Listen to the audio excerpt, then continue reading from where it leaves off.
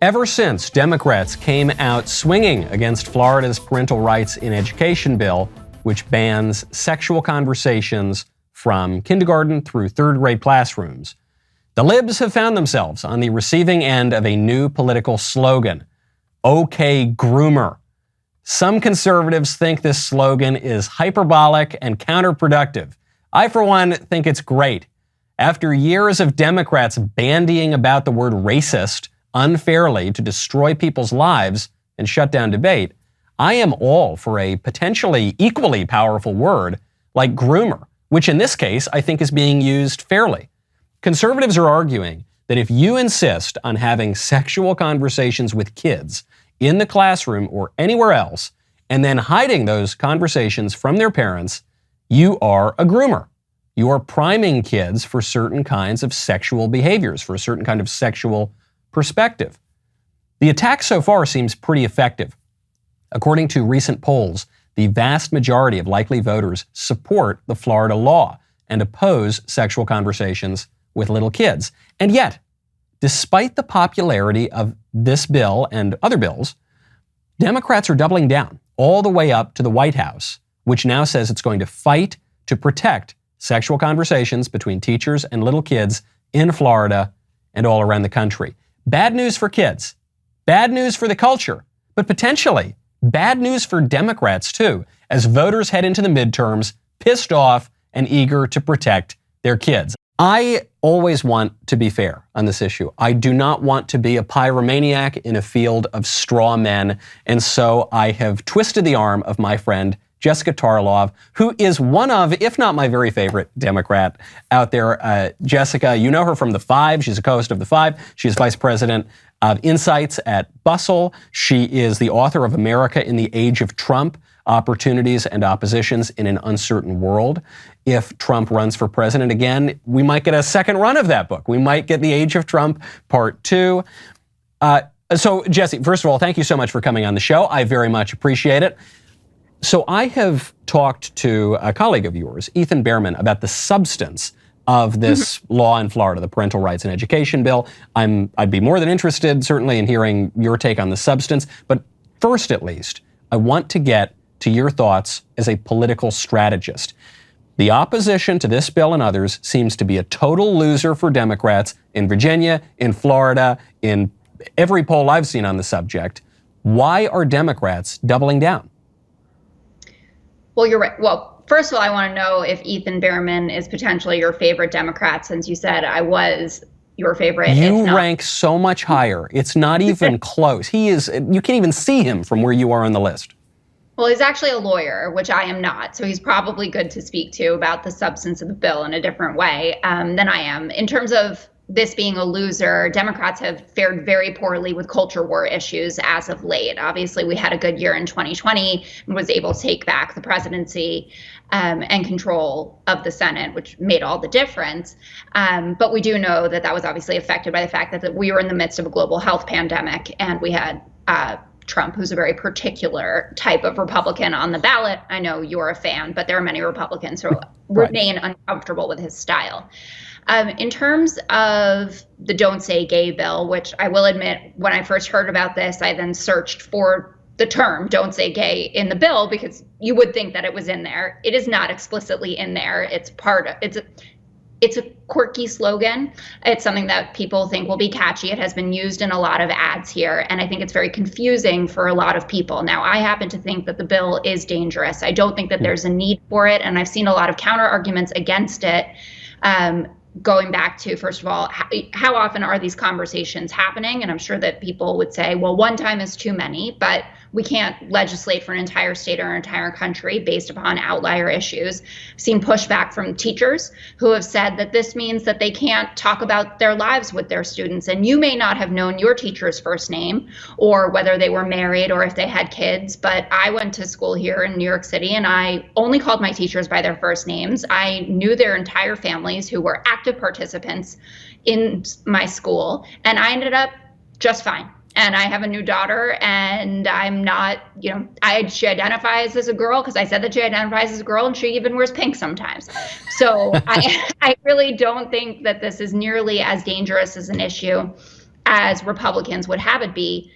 But I know it's all about politics all the time, and I believe that it is a winning issue for them now that we have parents that are pissed off about CRT, and now they're pissed off about sexual indoctrination at the age of 6. So to your point on whether this is a real issue or not, it seems to me Democrats are running into a contradiction, which is, and they ran into the same contradiction on CRT, which is on the one hand, they're saying it's not happening, CRT is not being taught in the classroom, these conversations are not happening in kindergarten, it's not a big deal at all. But then on the flip side, they say, it's the end of the world if we ban these conversations, if we ban CRT from the classroom, or if we ban sexual conversations from kindergarten. And so I'm noticing they're going back and forth here, and I'm not sure if there's a consensus, but if the conversations aren't happening, then great, the law is no big deal. It's more wasted ink in government, but hey, we've got a lot of that already. So then I come back to this political question, and it seems you agree with the political outlook on how this is going to fare for Dems in the midterms.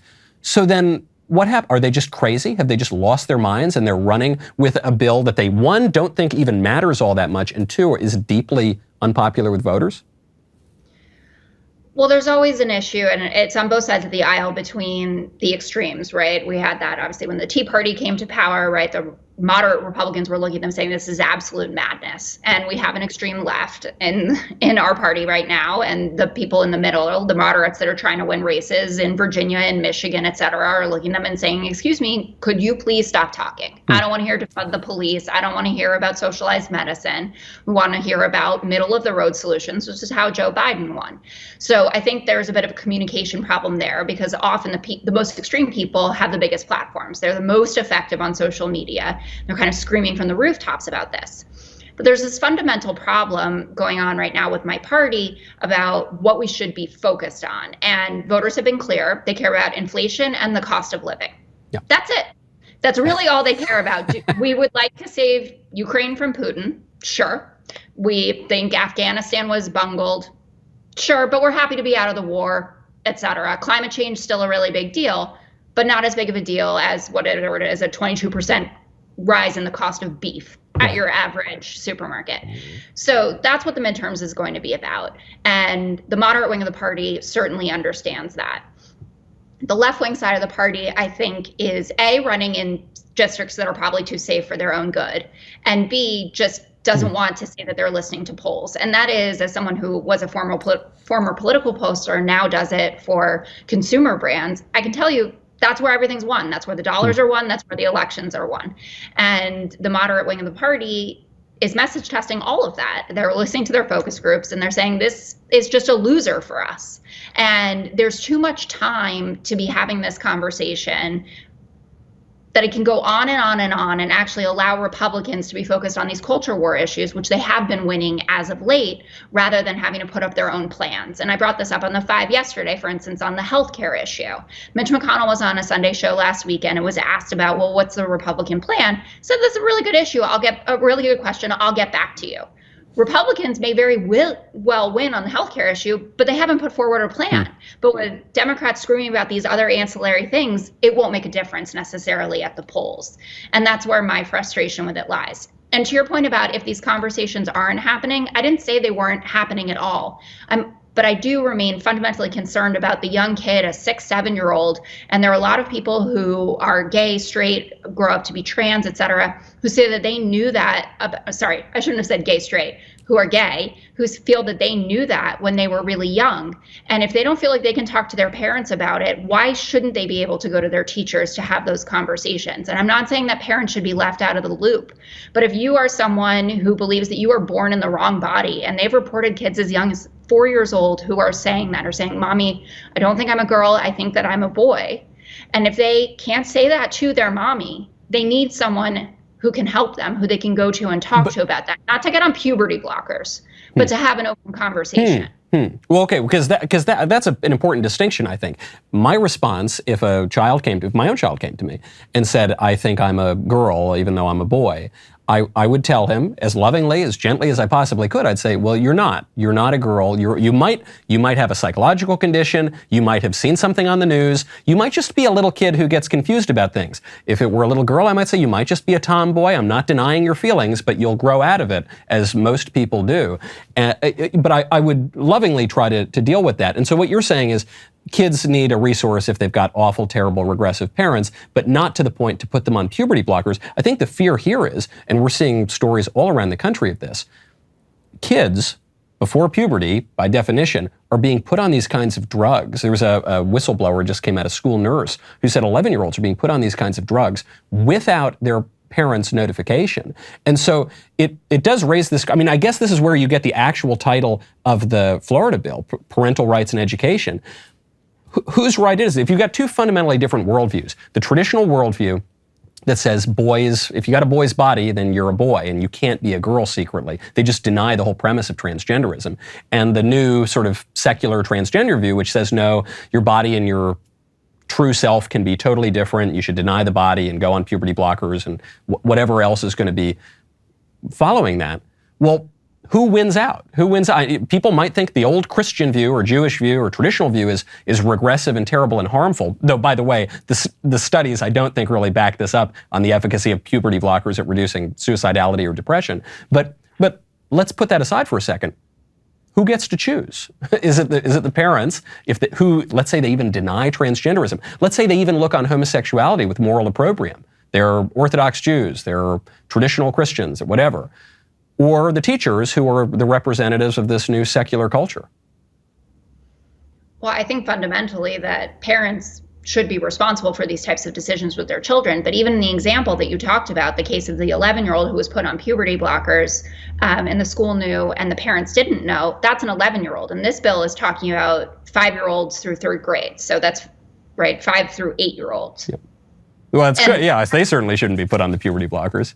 And they can't be legally put on puberty blockers. But I'm just saying that we're not actually, that's an extension of this that is totally separate from that bill. And I think that that's part of the problem when we talk this fast and loose about things like this, and so few people actually read the substance of these bills, and they're just railing about, well, I heard this and I heard that, instead of getting down to the nitty gritty of what's in there. So we were talking about extremely young kids. You're not denying the fact that children, you said even my children, could potentially feel this way and express a concern about their gender identity. But when you said that you would lovingly say this to them, I could push back easily and say it's not actually loving of a child who's coming to you and telling you that they're struggling with their gender identity to tell them, well, it's just not true. And yeah, little girl, like, it's fine if you want to be a tomboy, but you're not a boy. Because unless you fundamentally refute the possibility that transgenderism exists, and there are a lot of... I fundamentally refute it. I think it's a complete fantasy. I think it's, not to get too down the weeds, but I think it's just a new version of the old Gnostic heresy that says that our bodies and our souls, and really when we're talking about transgenderism, we don't like to use these theological terms, but that's what we're talking about. We're saying my physical self is totally different from my metaphysical self, and the physical self should be denied, and the metaphysical self that I at least imagine should bring the physical body more in line with what it perceives itself to be. I think it's just bogus. I think it's an old, crazy religious heresy. I think it's harmful to everyone who's involved in it, and I think it should be discouraged. And I think when you go from 0.001% of people identifying as transgender to now 20.8% of Gen Z identifying as transsexual or pansexual or some other gender identity issue, clearly that either Alex Jones is right and there's something in the water, or this is a social phenomenon that's going on that is related to how we're even talking about these things. Well, Alex Jones is not right about anything, so I'm unwilling. He was right about the frogs. He was right about the frogs. Yale proved it. I don't even know what you're talking about, but I cannot go along with it, and I try to block out as much Alex Jones anything as possible.